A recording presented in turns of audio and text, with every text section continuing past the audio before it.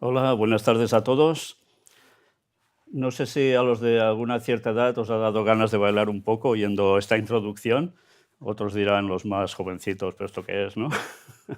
Pero bien, eran temas que iban asociados a una serie de imágenes porque en parte es lo que vamos a ver hoy. Pero quizás diréis, pero si esto parece todo una cosa muy carca, ¿no? Muy anticuado. El tema de hoy es el primer iniciado. Y para encontrar el primer iniciado deberemos retroceder en la historia sí o sí, no hay otra. Y os digo que hoy el tema no va a terminar en sí. Hoy vamos a mostrar y demostrar una serie de cosas. Pero para la siguiente conferencia veremos que alguien hace referencia a esto. Y veremos qué grupo en concreto es el que hace referencia a lo que nosotros vamos a presentar hoy. Primero de todo, como era de esperar que hubiese gente que, ya sabéis, cada semana va viniendo gente nueva que quizás no ha visto lo que hemos presentado.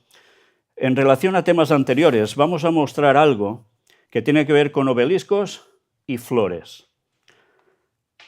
Lo que ahora vais a ver son las imágenes que estuvimos tomando en Tanis, en Egipto, y esto nos va a servir para enlazar un poco los temas anteriores con el de hoy. Esta imagen que veis aquí es de Tanis, San El Agar, esto es Egipto, y es conocida como la Tebas del Norte. ¿Qué hay allí en ese lugar? Que es un lugar bastante impresionante, la verdad. Pues lo que veis aquí, obeliscos.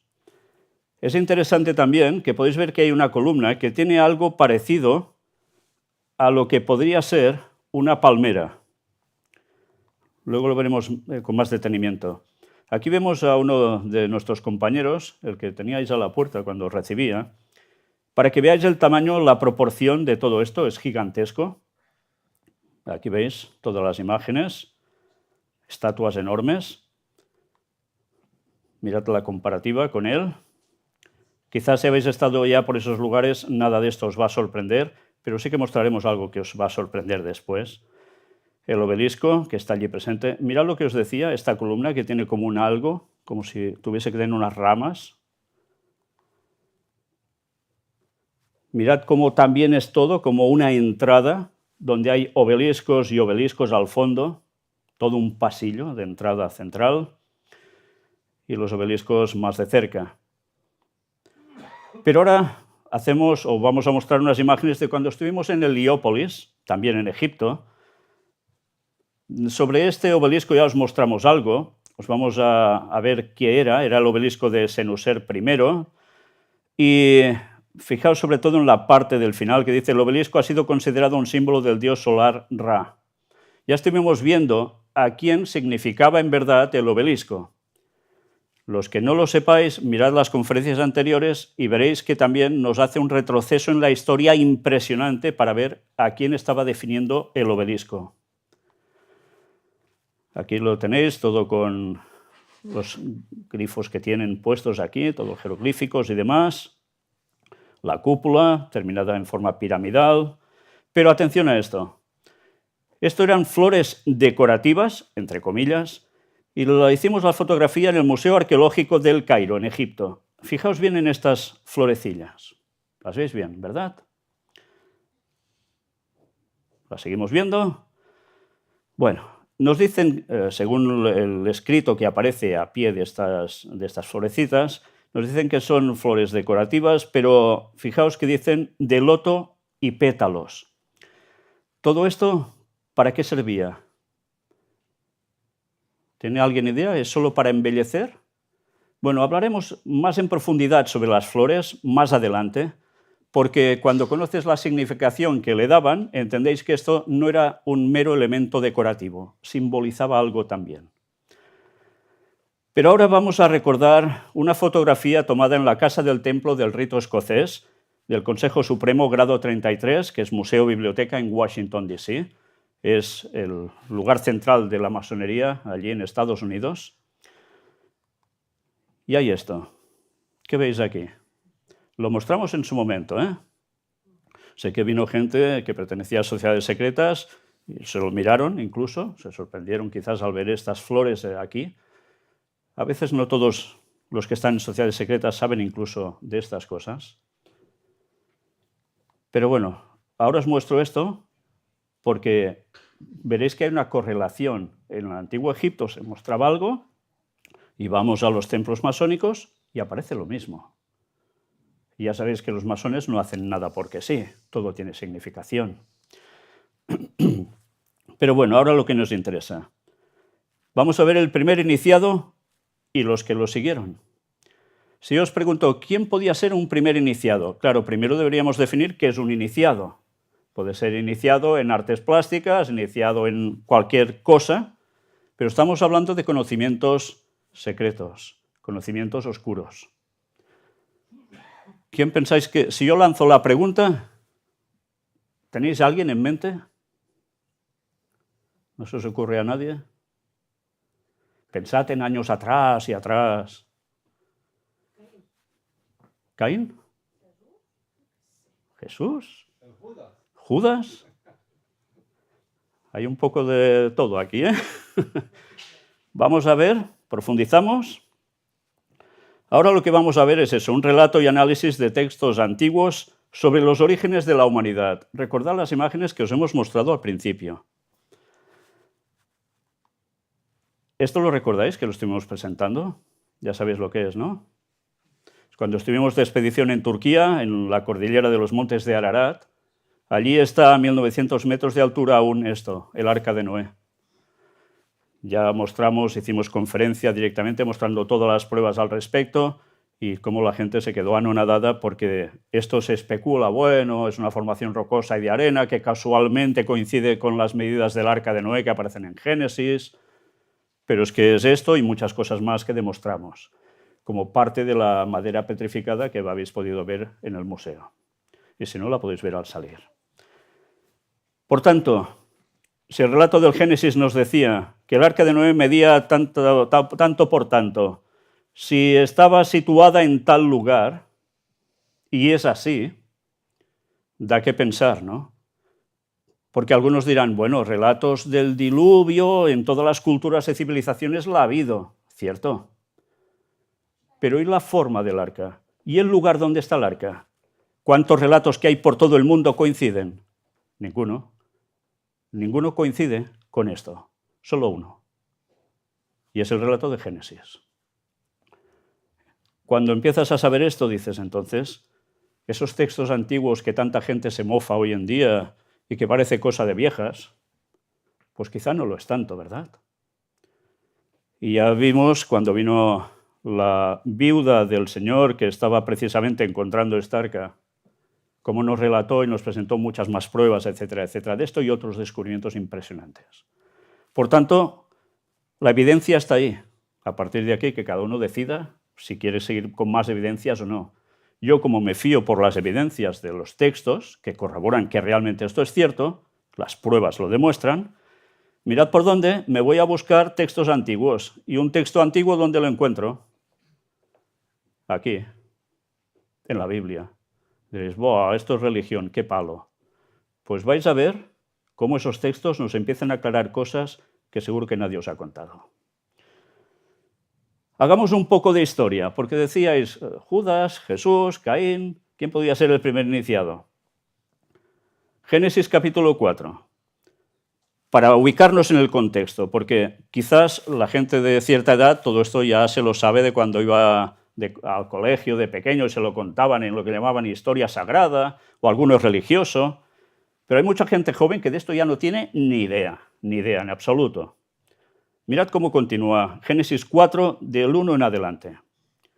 Conoció Adán a su mujer Eva. No es que la conoció porque pasaba por allí. Hola, yo soy Adán y tú Eva, qué bien. No, conocerse bíblicamente era tener relación sexual, ¿vale? Eso es conocerse. La cual concibió y dio a luz a Caín. Dio luz a Caín. Y dijo, por voluntad de Jehová adquirido varón. Después dio a luz a su hermano Abel. Y Abel fue pastor de ovejas y Caín fue labrador de la tierra. Y aconteció andando el tiempo que Caín trajo del fruto de la tierra una ofrenda a Jehová. Y Abel trajo también de los primogénitos de sus ovejas, de lo más gordo de ellas. Y miró Jehová con agrado a Abel y a su ofrenda. ¿Por qué a uno lo mira con agrado y al otro no? ¿Discriminación total por parte de Dios? No, esto tiene una explicación lógica. Uno sacrifica una oveja, el otro sacrifica pues peras, manzanas y no sé si alguna lechuga. ¿Todo está bien? ¿Presentarlo? Vale, puede estar bien. Pero es que el primogénito era una profecía que debía cumplirse pues unos 4000 años después. Y esto mucha gente no lo sabe. No era hacer sacrificios porque sí, sino que hacía falta un derramamiento de sangre de un cordero que no tenía ninguna culpa, pero se le transmitía simbólicamente el pecado de la persona a ese cordero, que simbolizaba ¿a quién? Antes habéis citado su nombre, Jesús. Y 4000 años después aparece un personaje que se llama Jesús, que precisamente dice que es el cordero inmolado, muere en la cruz, derrama su sangre, y hay salvación, etcétera, etcétera, etcétera, y todo lo que queráis después. ¿Esto hacía referencia a una lechuga, a una manzana? ¿Podía hacer referencia a esto? No. Bueno, sigamos. Pero no miró con agrado a Caín ni la ofrenda suya. Y se ensañó Caín en gran manera y decayó su semblante. Entonces Jehová dijo a Caín: ¿por qué te has ensañado y por qué ha decaído tu semblante? Si bien hicieres, no serás enaltecido. Y si no hicieres bien, el pecado está a la puerta. Con todo esto, a ti será su deseo y tú te enseñorearás de él. Y dijo Caín a su hermano Abel: salgamos al campo. Y aconteció que estando ellos en el campo, Caín se levantó contra su hermano Abel y lo mató. Recordáis las imágenes que habéis visto, ¿eh? Dibujos antiguos, pero significativos. Y Jehová dijo a Caín: ¿dónde está Abel tu hermano? Y él respondió: no sé. ¿Soy yo acaso guarda de mi hermano? Y él le dijo: ¿qué has hecho? La voz de la sangre de tu hermano clama a mí desde la tierra. Ahora pues, maldito seas tú de la tierra que abrió su boca para recibir de tu mano la sangre de tu hermano. Cuando labres la tierra, no te volverá a dar su fuerza. Errante y extranjero serás en la tierra. Y dijo Caín a Jehová: grande es mi castigo para ser soportado. He aquí me echas hoy de la tierra y de tu presencia me esconderé, y seré errante y extranjero en la tierra. Y sucederá que cualquiera que me hallare me matará. Y algunos dicen: pero si no había nadie más, ¿cómo lo va a hallar alguien y lo va a matar? Recordemos que si vamos analizando los textos, nos dicen que Adán y Eva tuvieron más hijos e hijas, y en principio procreaban así, y bueno, lo lógico, se fue con alguna hermana suya y ya está. Y le respondió Jehová: ciertamente cualquiera que matare a Caín 7 veces será castigado. Entonces Jehová puso señal en Caín para que no lo matase cualquiera que le hallara. Hasta aquí el relato introductorio. Pero ¿qué nos interesa saber a nosotros? ¿Quién era ese primer iniciado? Vamos a las generaciones de Caín. Ahora seguimos con el texto y ahora estad atentos porque esto sí que ya tiene directamente la implicación con el tema de hoy. Y estad atentos a los nombres, sobre todo. Salió pues Caín de delante de Jehová y habitó en tierra de Nod, al oriente de Edén. No es que ya hubiese alguien que se llamaba Nod en esos tiempos, sino posteriormente ese lugar fue conocido por el nombre de la persona que tenía esos territorios. Y conoció Caín a su mujer, la cual concibió y dio a luz a Enoc. Y edificó una ciudad, y llamó el nombre de la ciudad del nombre de su hijo, Enoc.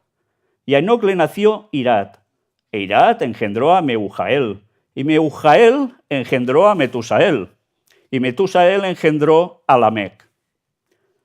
Y Lamec tomó para sí 2 mujeres.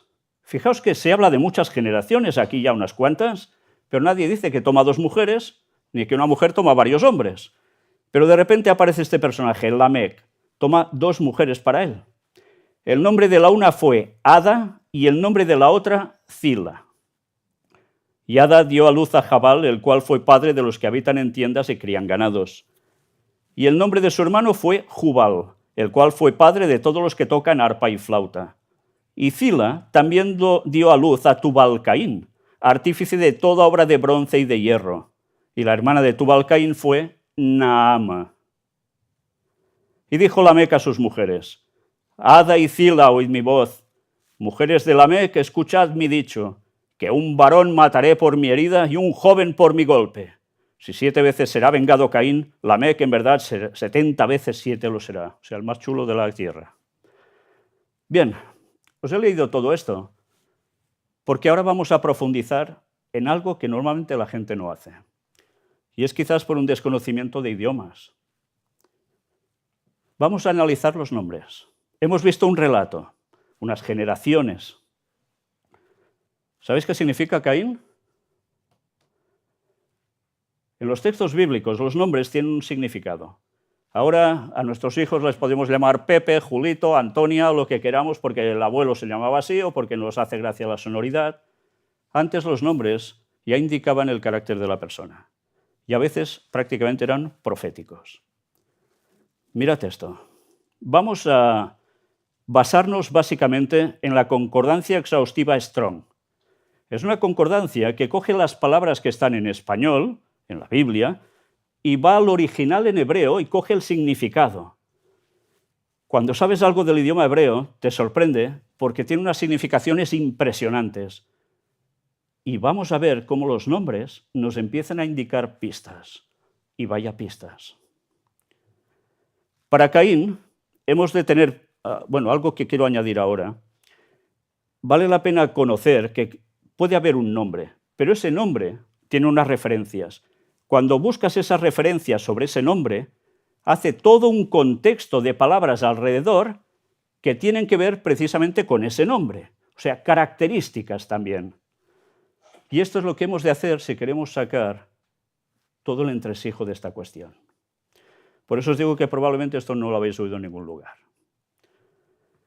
Cuando vamos a Caín, que dice que es un nombre, como veis aquí, Caín, de la referencia 70-14, no voy a entrar en muchos detalles. Fijaos que he subrayado unas palabras en rojo, que son lo que al final os destacaré para no cargar mucho todo esto.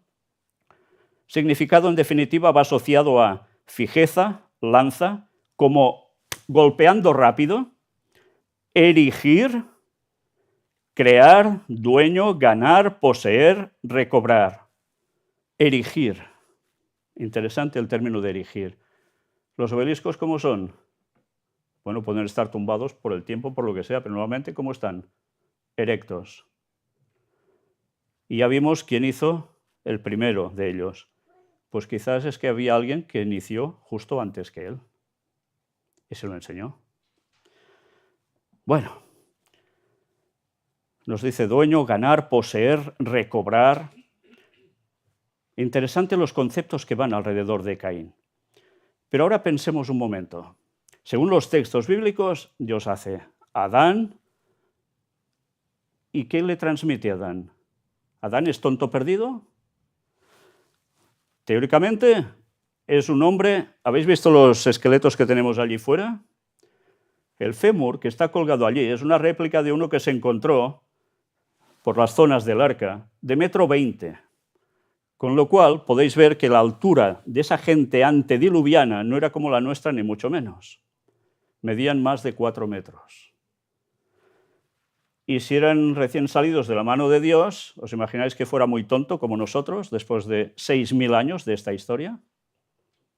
Pues no, tenían una capacidad que nosotros no tenemos.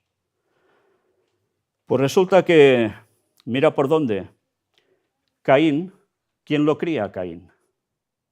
Lo crían sus padres. ¿Y quién es el primer iniciado en verdad de los conocimientos que Dios transmite? Adán. Adán es el primer iniciado por Dios. Pero Adán tiene hijos y le pasa todo el conocimiento. ¿A quién? A sus hijos. A Caín y a Abel. Pero Caín, ¿sabéis? Eva tenía esperanzas de que era el Mesías, porque se le hace una promesa que de su descendencia va a nacer el Salvador del mundo. Y ella creía que el primer embarazo, que es Caín, iba a ser el Mesías. Y ya veis que salió todo lo contrario, a tal punto que mata a su hermano. ¿Y quién recibe el conocimiento entonces de parte de Adán? Se va transmitiendo a sus hijos, a Caín y Abel. Pero fijaos que uno muere, el otro no. Y esos conocimientos, Caín también los va a transmitir a la siguiente generación, a su hijo, y su hijo al hijo del hijo, etcétera, etcétera. Pero hay una situación. Abel es muerto. Pero luego tienen otro hijo que se llama Set, restitución. Y ese hijo también es instruido igual que lo fueron los otros.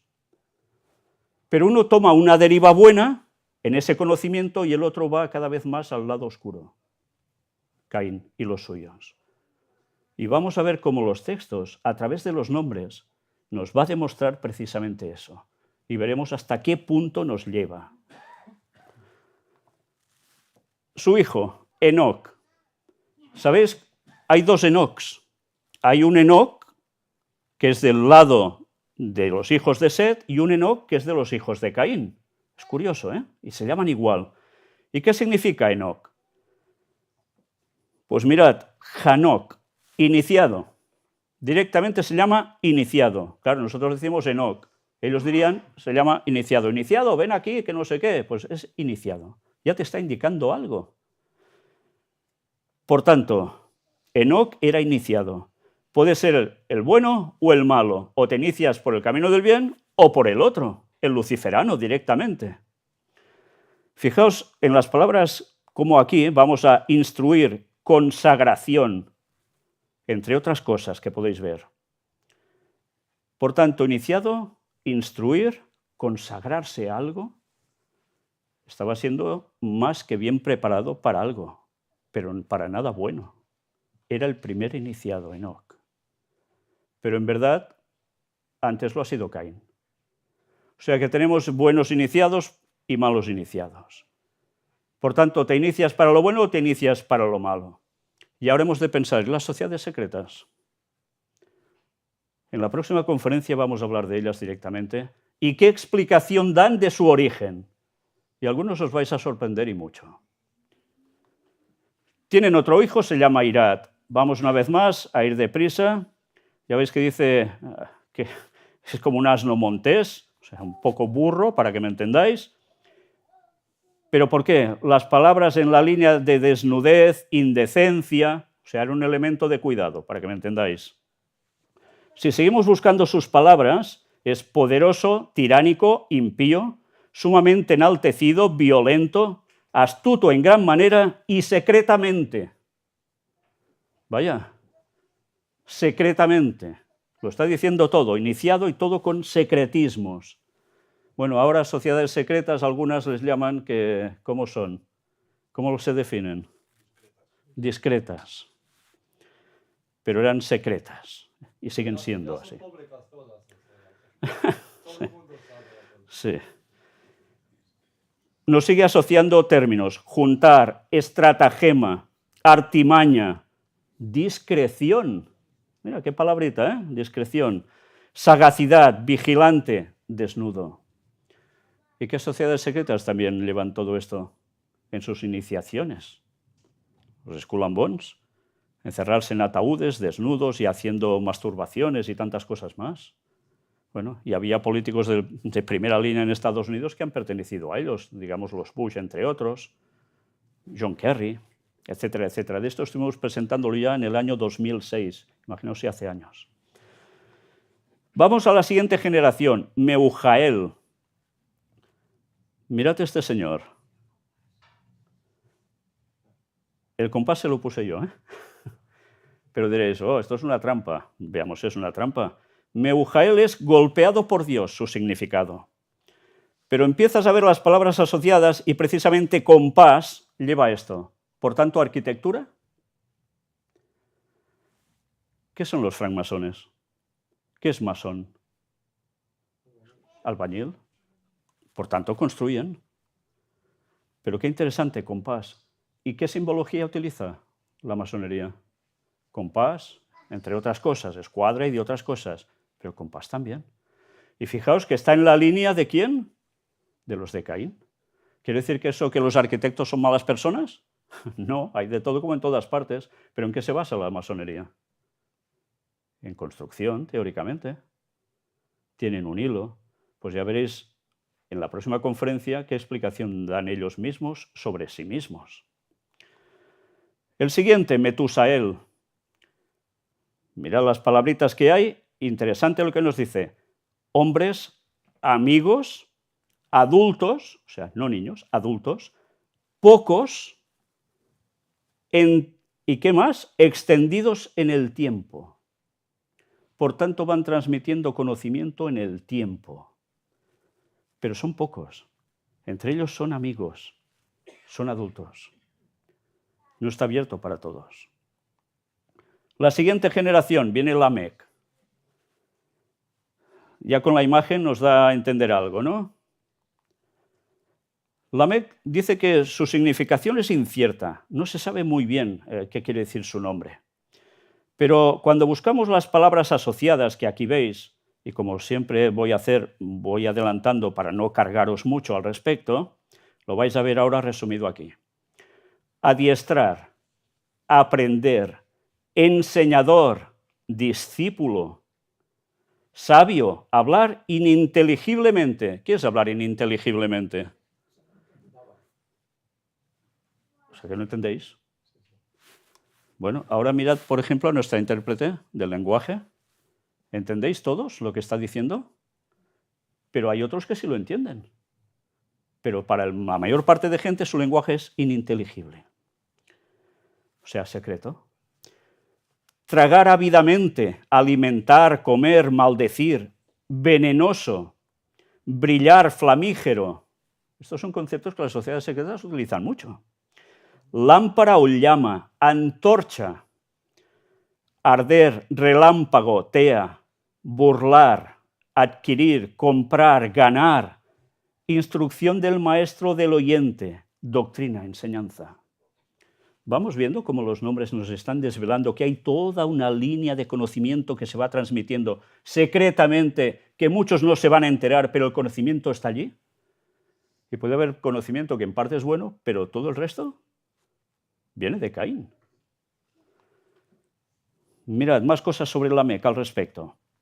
Tomar, echar mano de, haber ofrecido a uno, más violento, aceptar, casar, cobrar, prender, quitar, recibir, verdad. ¿Verdad? Para ellos es la verdad. Y es curioso porque también tiene que ver con exclamaciones y preguntas.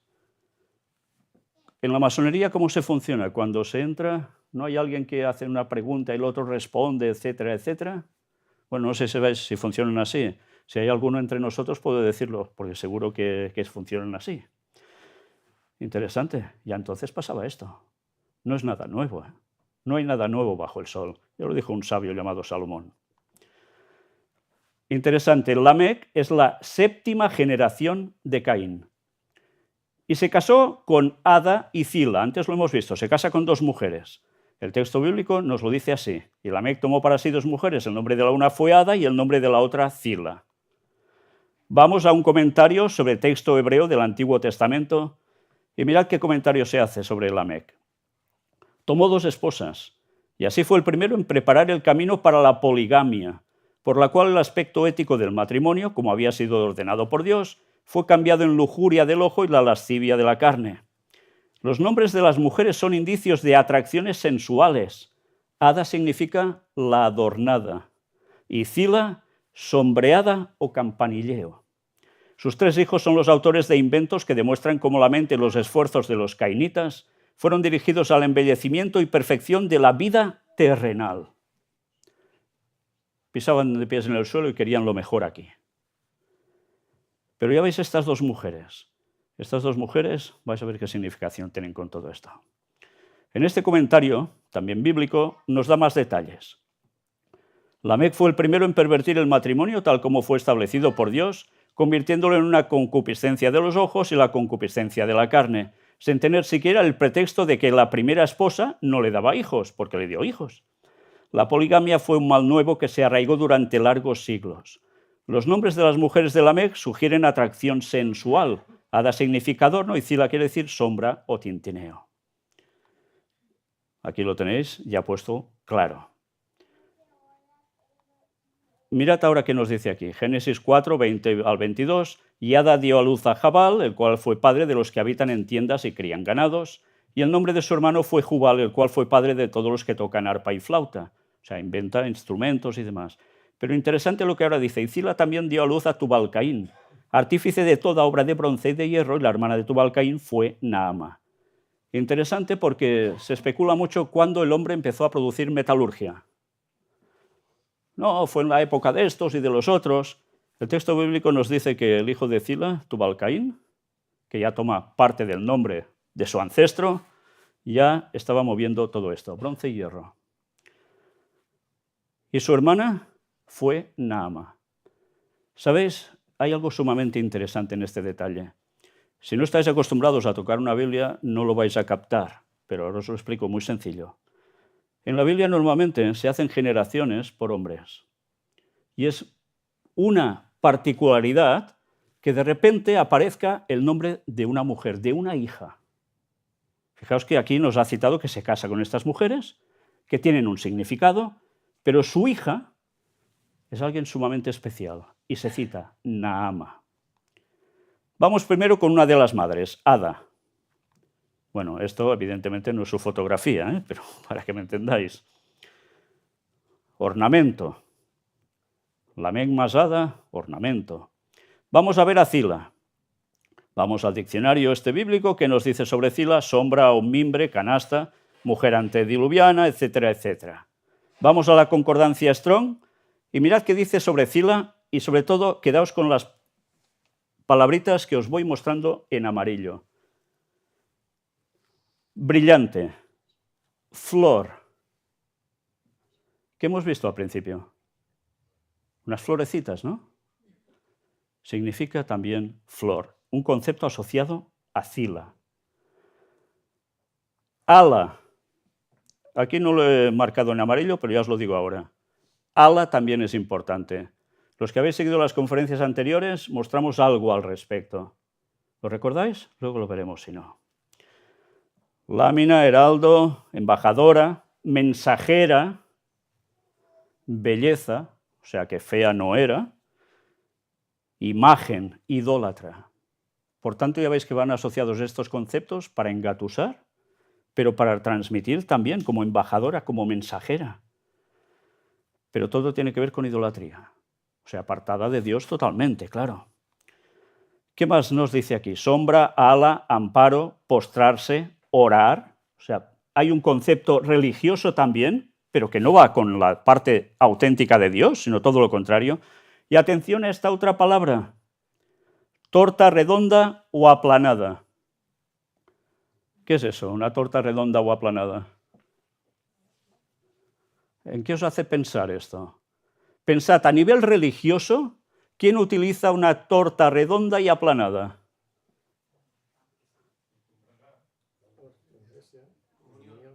¿Cómo le llamáis? ¿Tiene un nombre? Hostia. Sí, vale. ¿Vendrá de todo esto? Luego veremos algo más. Avanzar, engrandecer, prosperar.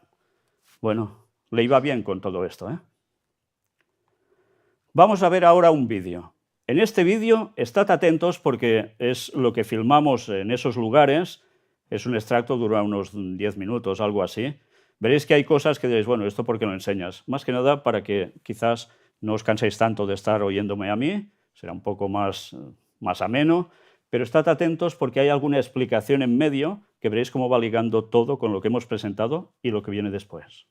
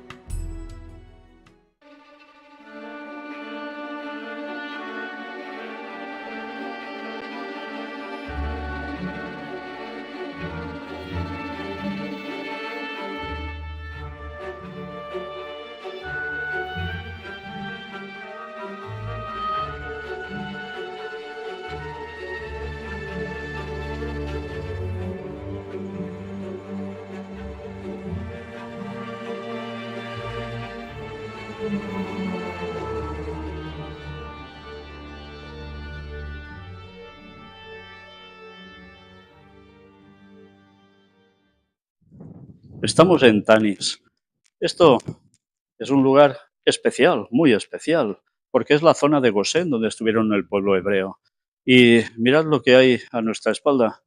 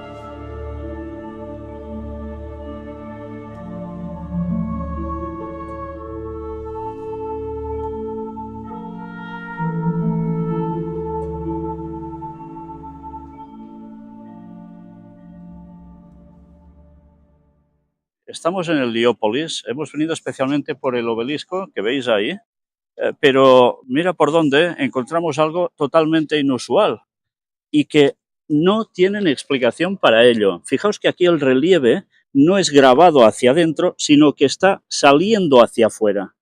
Dicen que es un misterio, no saben ni cómo consiguieron hacer esto, porque es una auténtica maravilla. ¿Cómo te lo haces para hacer un relieve que sobresalga y dejar todo lo otro liso? Podría ser un trabajo impresionante, pero no saben ni cómo lo hicieron.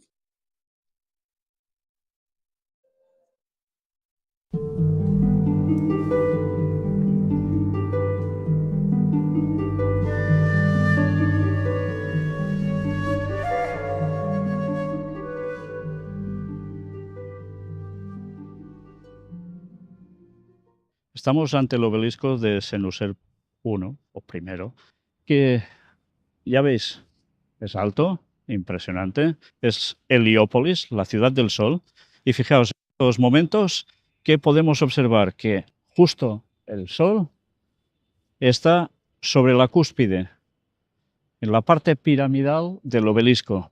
Sabéis que se habla que todos los obeliscos, al igual que las pirámides, las antiguas, tenían un recubrimiento que podía ser capaz de ser transmisora de electricidad.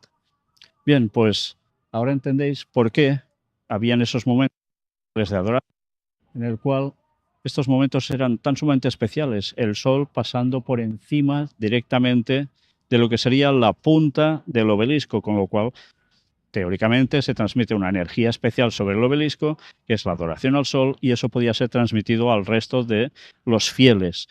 Bueno, otros especulan que era capaz de emitir electricidad, etcétera, etcétera. Bueno, el caso es que esta era la adoración al sol, y aquí lo tenéis totalmente en directo. El sol, pero también el falo de un gran personaje.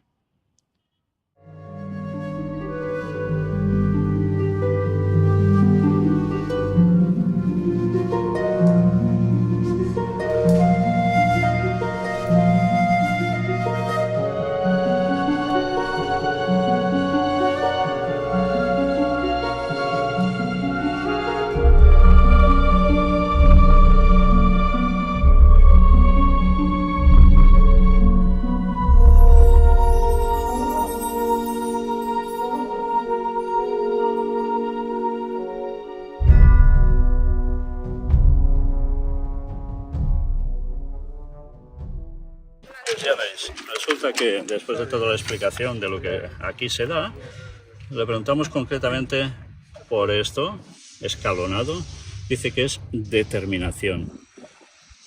Una vez más, recordad, Torre de Babel, tenían toda la determinación, que nadie los iba a detener, ¿no? Pues ya sabéis de dónde sale esto. Lo hemos visto en Petra, lo hemos visto ya en tantos lugares. Una vez más, todo tiene un origen. Babel, Babilonia. Mirad, aquí que veis esta lechuza, este búho, al lado tiene esto. Dicen que es lo que el faraón clavaba como símbolo de poder que unía la tierra con el cielo. En definitiva, lo mismo que veis con el obelisco. Tierra, cielo. Y encima, ¿al lado de quién? Del búho. Y nos han explicado que el búho simboliza también la letra M. Curiosamente, la letra M. En catalán, un búho es un mussol, pero además la M de María, toda esta simbología, ¿no? Mirad, nos están contando que esto era un tipo de piedra de basalto negro. Esto significa la ofrenda, lo mejor de lo mejor. De estas hay 40, eran 40 ciudades, dicen que había en el Antiguo Egipto. Con lo cual, la ofrenda la hace una mujer, ofrece lo mejor, todos es igual, pero es una mujer que está embarazada. Quiere decir que ofrecían lo mejor de lo mejor. Por tanto, ¿qué ofrecían?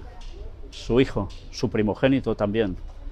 Vamos entendiendo el porqué del tema de los primogénitos. Se ofrecían a quien no tocaba. ¿Y qué pidió el Señor para los del pueblo hebreo?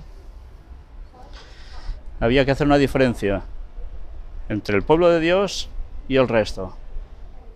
Impresionante, ¿eh?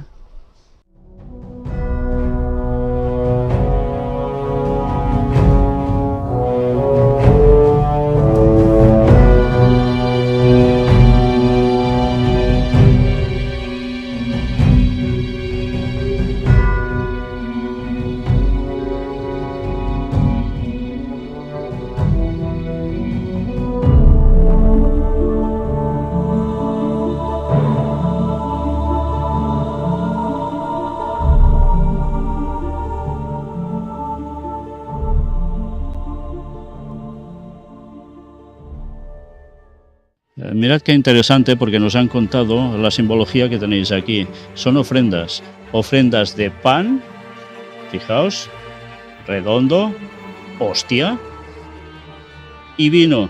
Y esto nos lo acaba de decir la propia guía de este lugar. Ofrendas de pan y vino. Sí, podéis decir, mira, como lo que hizo Jesús en la Santa Cena, etcétera. Pero es que esto va más allá. Va tan allá como que la hostia, ese pan, pasa a ser lo que ofrece el catolicismo también como sacrificio, repitiendo el sacrificio de Cristo. Bueno, Satanás, que ya sabía cómo iba a ir el tema, ¿qué hizo? Pues ya plagiarlo desde el primer momento, hacerlo al paganismo más absoluto, para la adoración a él, no a Dios. En fin, aquí lo tenéis. ¿De dónde procede el culto católico? En fin, sobran las palabras.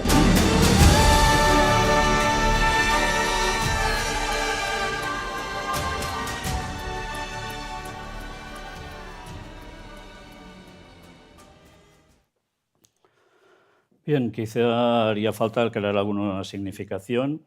Os lo he mostrado hoy aquí, de hecho hay trozos que vamos a introducir para otras siguientes conferencias. Cuando he hablado, por ejemplo, aquí de primogénitos, recordáis que una de las plagas que sucede en Egipto. ¿Cuántos de aquí habéis visto esa famosa película ya vieja? Los jovencillos ya ni me dirijo porque dirán que... Charlton Heston, el actor, ¿os suena Los 10 Mandamientos? Una película ya muy antigua. Allí se ven las plagas y hay un momento, y eso medio está basado en relato bíblico, el otro hay ficción. ¿Qué sucede? Mueren los primogénitos de los egipcios. Y el pueblo de Dios debía presentar por los primogénitos también una ofrenda, pero no lo sacrificaba para nada. Con lo de los egipcios sucede como un castigo ya rotundo para que dejen salir al pueblo hebreo para hacer lo que debe hacer y sacarlo de esa esclavitud de 400 años. El faraón se resiste, plaga tras plaga se va resistiendo, cada vez a peor y al final pasa lo que pasa. El primogénito también era una simbología de alguien, de Jesús, que es el primogénito de María. Por tanto, las cosas no pasaban porque sí, todo tenía una significación. Pero como habéis visto, como lo del cuerpo y la sangre de Cristo, el pan sin fermentar, sin leudar, y el vino que era sin alcohol, esto Jesús lo aplica y hace lo conocido como la Santa Cena en su momento. El catolicismo, ya iremos viendo en su momento cuáles son sus orígenes, ya os adelanto ahora, babilónicos.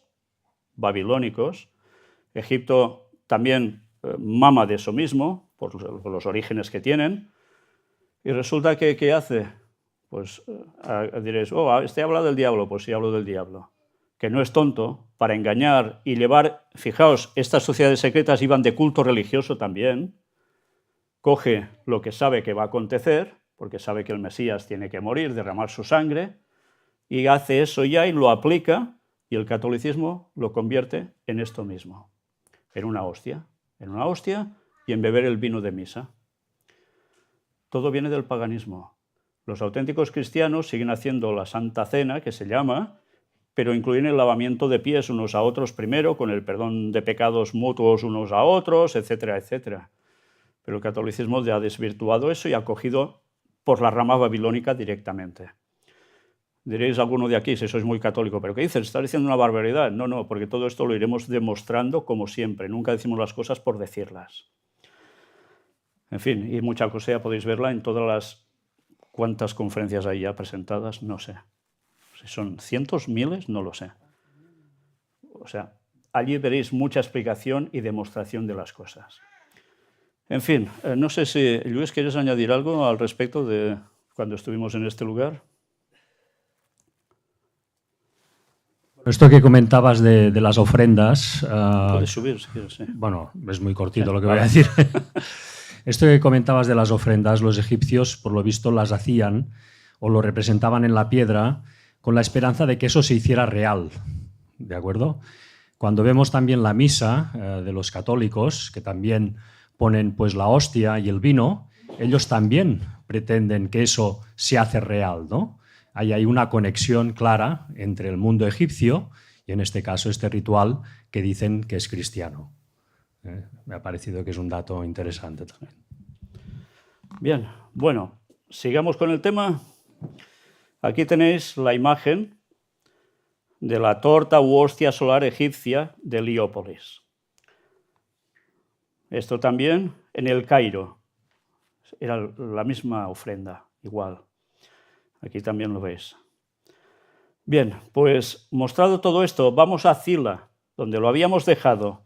Y sobre Zila dice bandeja, vasija, pecho, seno, derribar y ¿qué más? Vibración. ¿Y qué va añadiendo?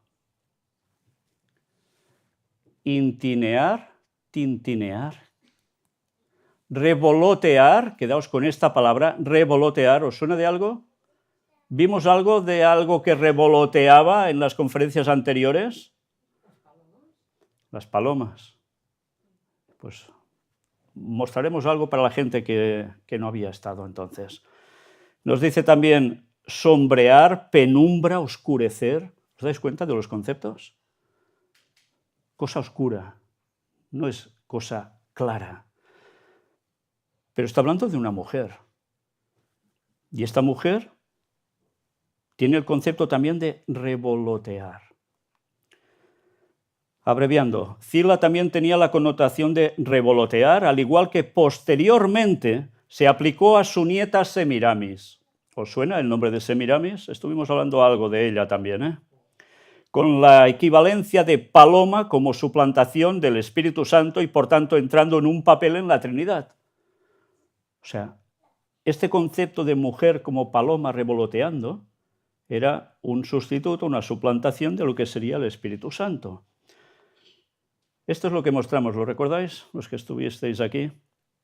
Encontrada en Van, esto es Turquía, ya es camino yendo hacia el Arca de Noé, precisamente, y usualmente descrita como Semiramis en forma de paloma, posiblemente representando a la diosa Charis, la Ishtar de Urartu.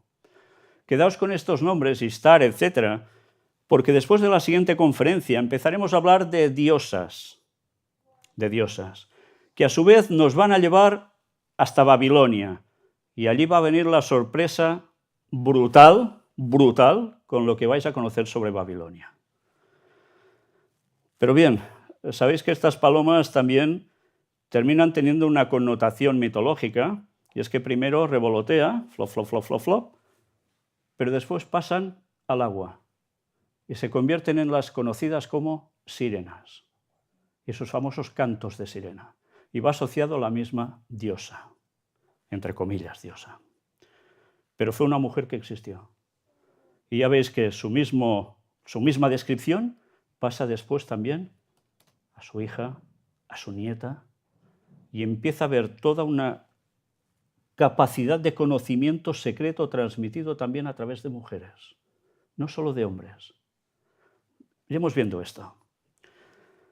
Sobre Zila, mirad también, que nos dice fantasma, ilusión, ídolo, imagen, tumba, calamidad, sombra de muerte. Vaya, no son piropos precisamente, ¿eh? Cosa mala.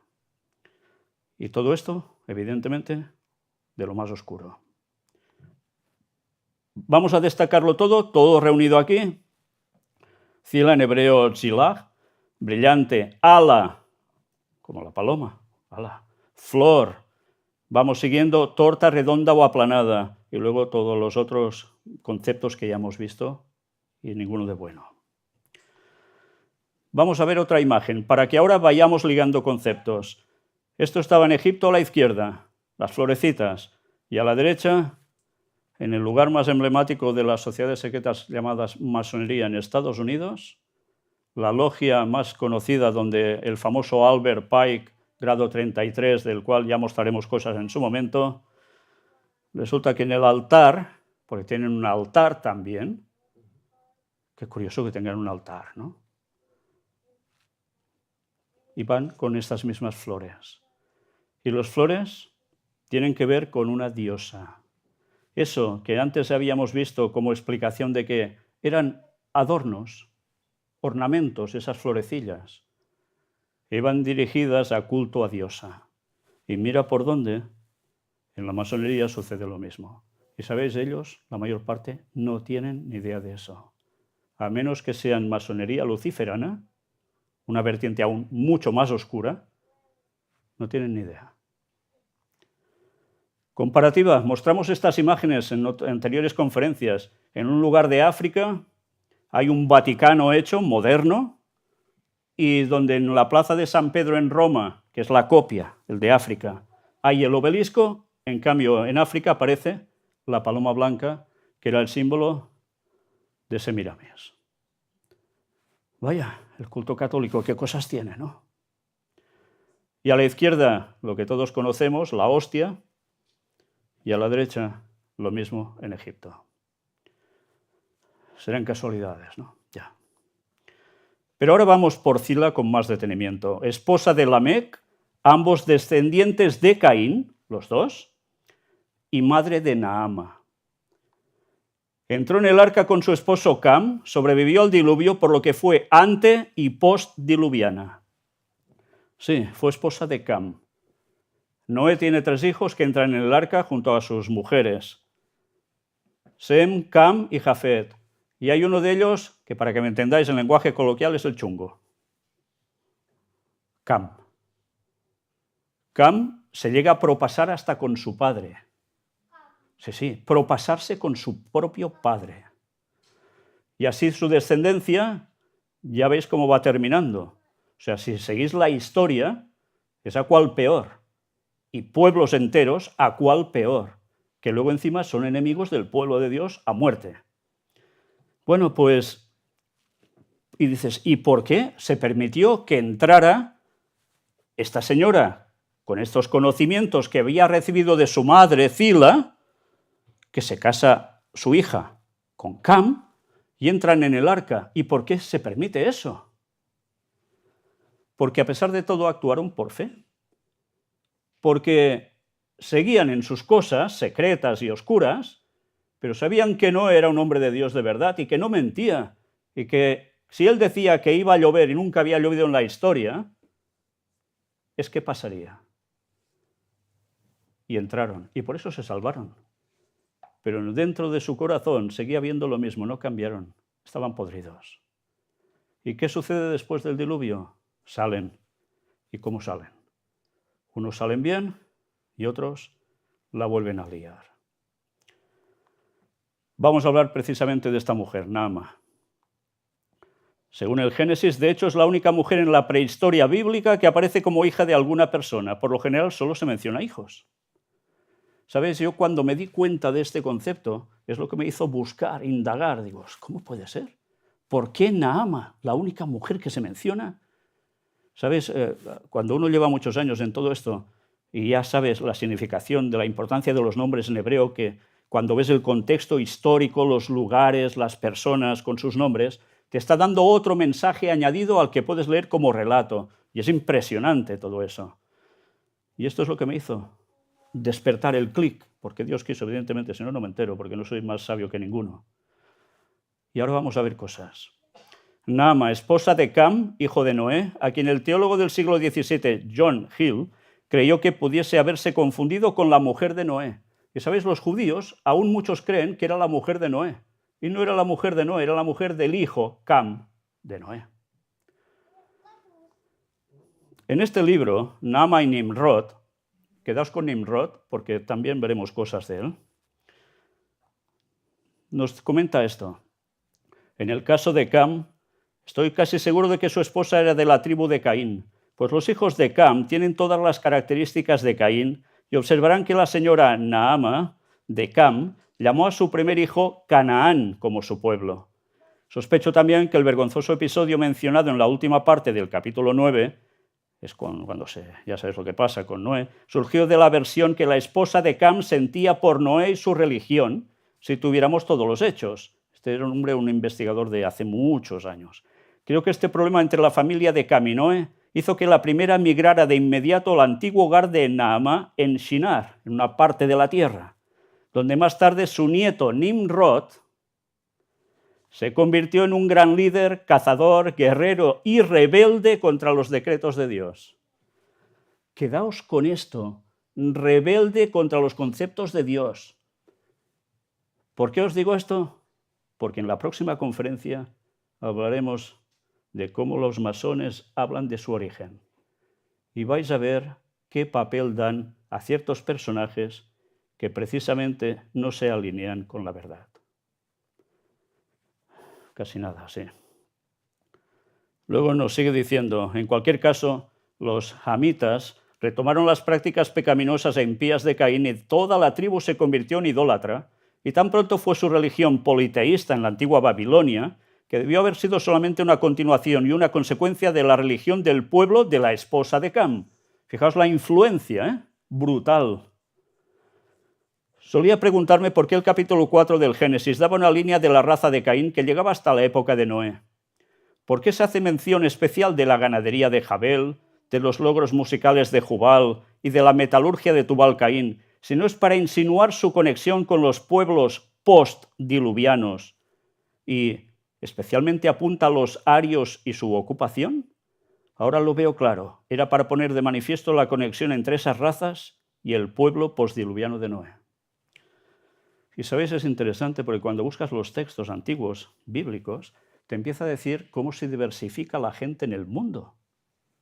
Y es impresionante, porque tanta gente dice, si venimos de aquí, venimos de allá, y los textos te van delineando todo, cómo se van repartiendo los pueblos por lo que terminan siendo las naciones actuales.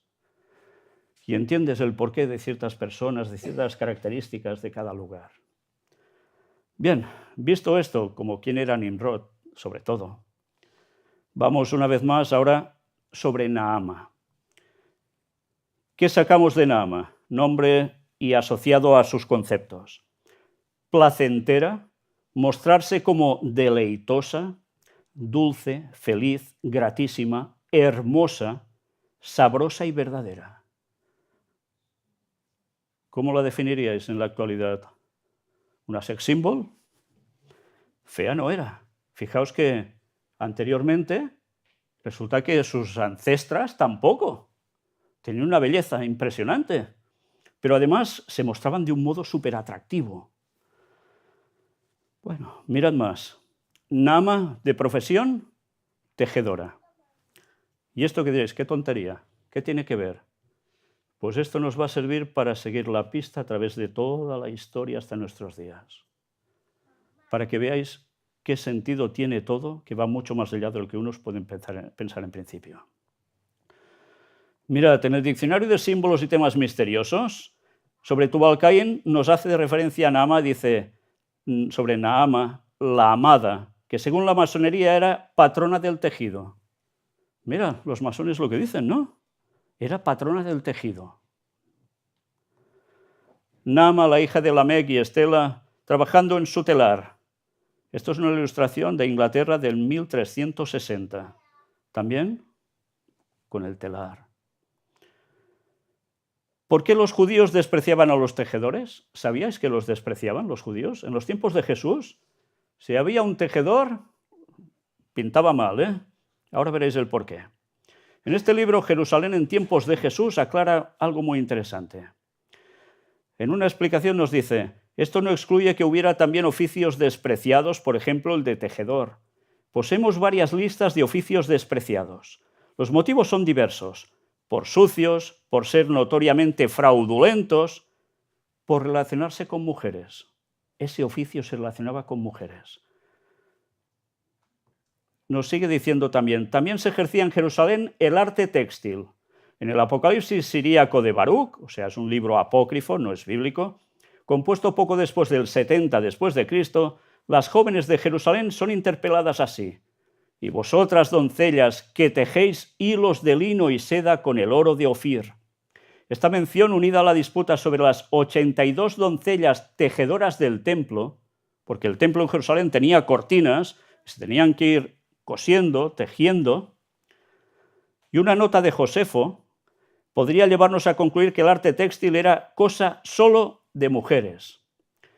En efecto, habla Josefo de 2 judíos de Babilonia que aprendían a tejer, porque entre los nativos de Mesopotamia no era indecoroso, ya que entre ellos también los hombres elaboraban la lana. Pero lo cierto es que la industria textil, cuando era ejercida por hombres, era una industria despreciada. En Palestina un tejedor no podía llegar a sumo sacerdote. El rincón de los tejedores se encontraba en Jerusalén, en el despreciado barrio de la Puerta de la Basura. Fijaos dónde los tenían, ¿eh? Se cuenta como signo de liberalidad que Hillel y Shammai admitieron en una discusión el testimonio de 2 honrados tejedores de Jerusalén. Probablemente tenemos un testimonio sobre los artistas tejedores de Jerusalén en la expresión, en hebreo. Y diréis, pero qué tontería. ¿Por qué tenían estos conceptos? ¿Por qué un hombre no podía tejer?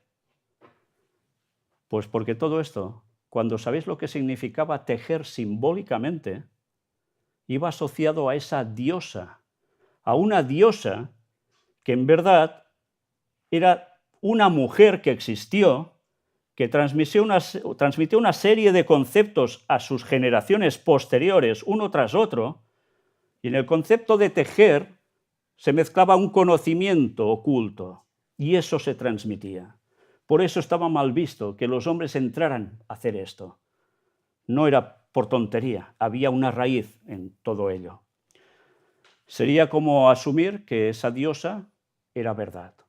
¿Entendéis? Un resumen. Lamec fue quien inició a su esposa Zila en sociedades secretas. El Lamec que hemos visto antes. Y esta pasó esos conocimientos a su hija Naama. Es interesante porque en los textos bíblicos, si hemos visto, son los hombres que se van pasando el conocimiento oscuro unos tras otros de generación a generación. Pero de repente hay uno que dice, pues ahora se lo paso a mi mujer.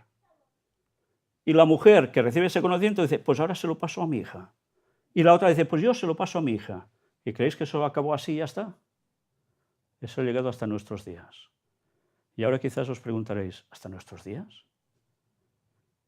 ¿Y quiere decir que hay algo que sea de mujeres que está transmitiendo una serie de conocimientos oscuros? ¿Quiere decir eso también que hay hombres que no transmiten conocimientos oscuros? No. Pero esa rama del conocimiento oscuro se ha puesto en hombres y en mujeres. Todo eso ya serán temas posteriores. Lo interesante es que todos son descendientes de Caín. Zila era esposa de Lamec, que fue madre de Naama, que era la esposa de Cam, y abuela de Semiramis, que atención a esto, Semiramis era la madre de Nimrod, pero a la vez su marido. ¿Cómo entendéis esto? ¿Lo captáis? Estas personas no vivían 4 días como nosotros, para que me entendáis, eran bastante longevos.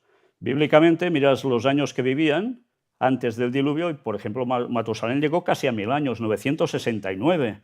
Otros, Noé y otros no llegaron a tanto, pero eran muchísimos años.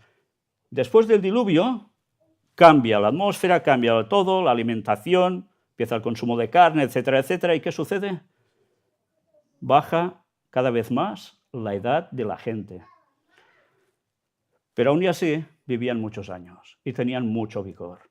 Y esta señora, que encima no era fea, resulta que tiene un hijo.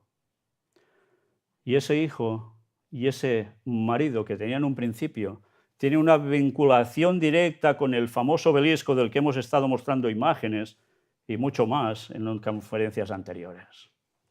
Y esto la gente no lo sabe.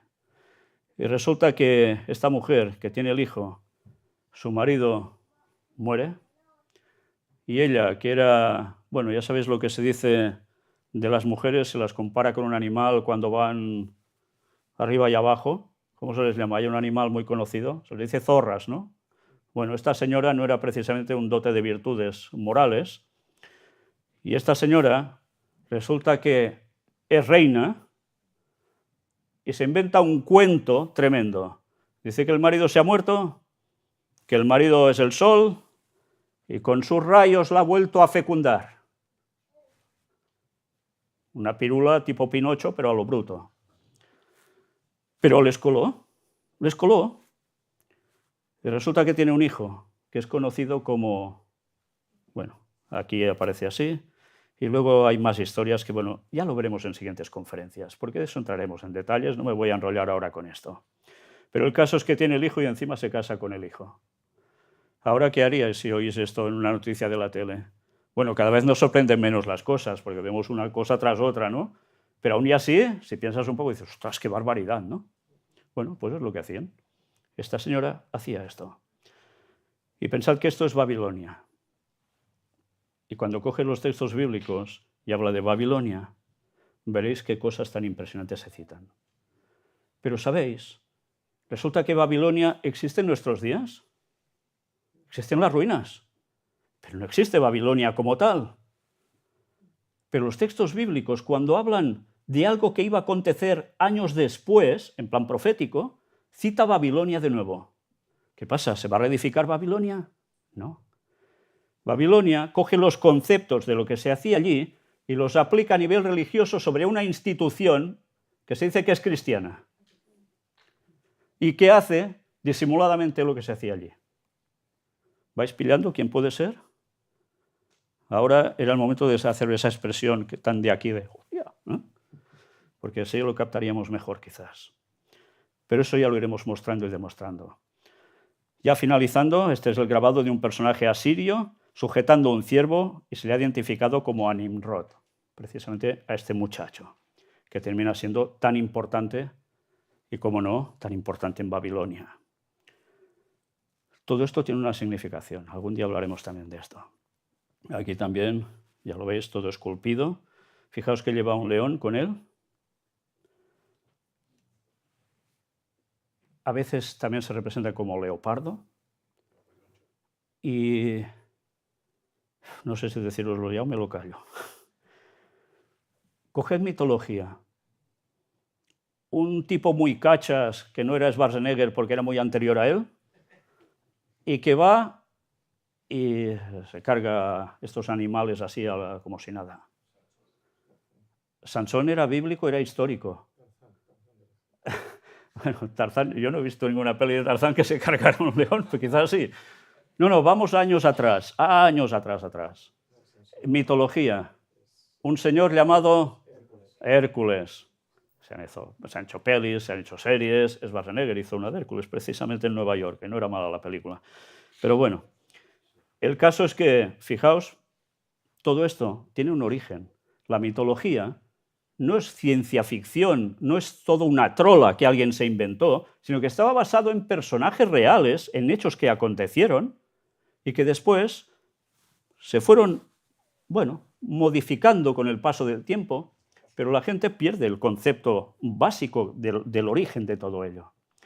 Pues iba asociado precisamente a este personaje, a Nimrod. Y esto que os digo para Nimrod vale también,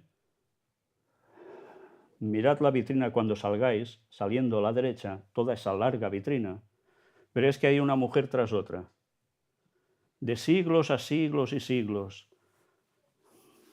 ¿Por qué tenemos eso ahí?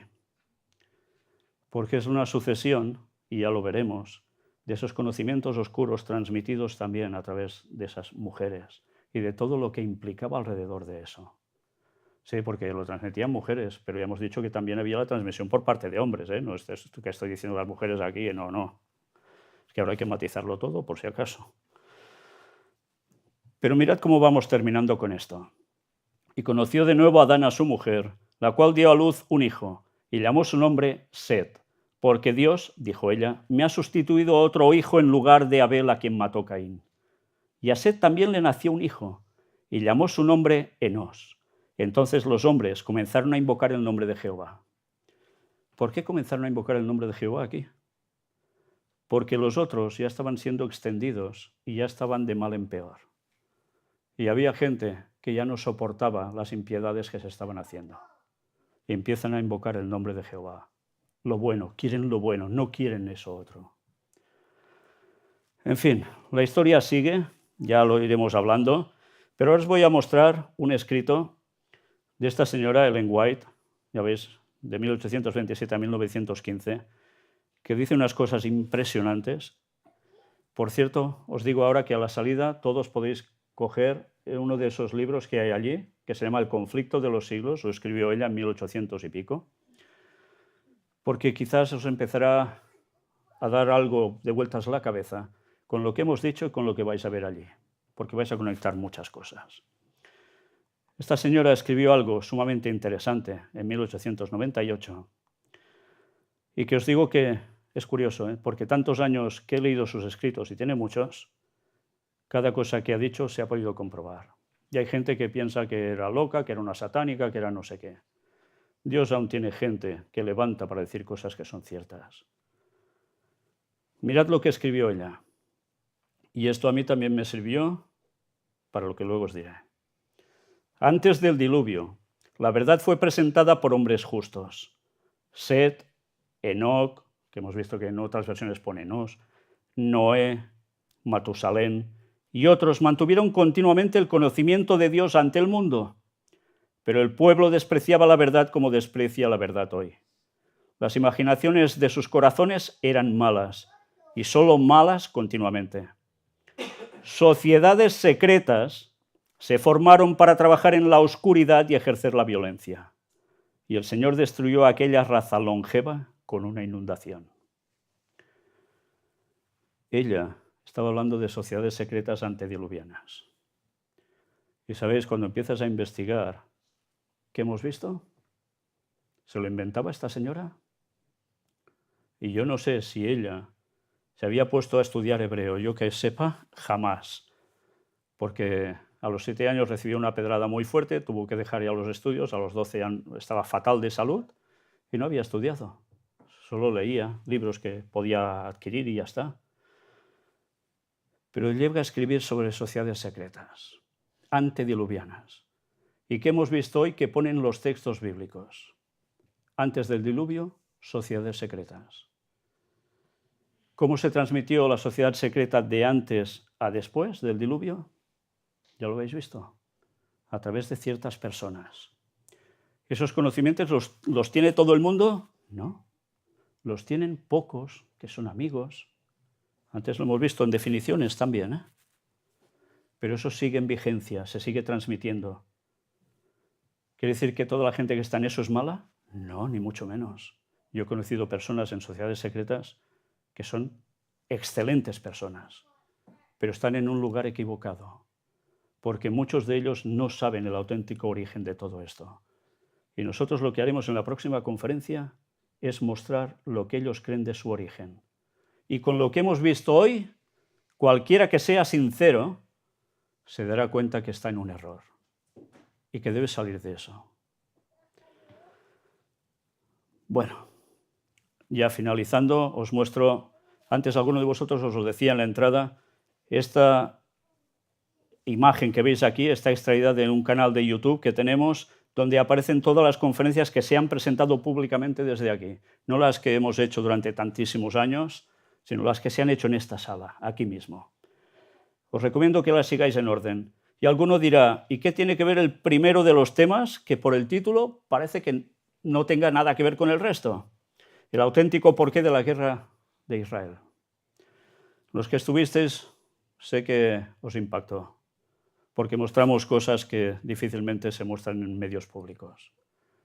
Pero cuando sabéis el auténtico porqué, entendéis por qué hablamos de sociedades secretas también. Y por qué hablamos también de Vaticano.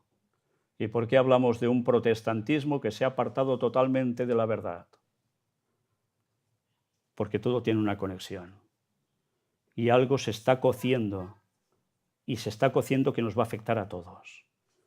Y si miráis esa conferencia entenderéis el por qué está pasando lo que está pasando hoy en día. Y el resto de conferencias son las que van enlazando con el tema de hoy. La próxima conferencia va a ser esta, los descendientes de Caín. El sábado 12 de abril a las 5 de la tarde.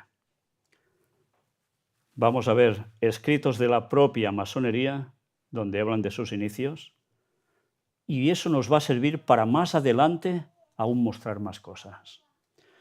En fin, la conferencia termina aquí. Gracias por haber venido. Y ahora, lo de siempre, antes de que os vayáis corriendo y coger los libros, tenéis algo para comer aquí, para picar, ¿vale? Gracias por todo.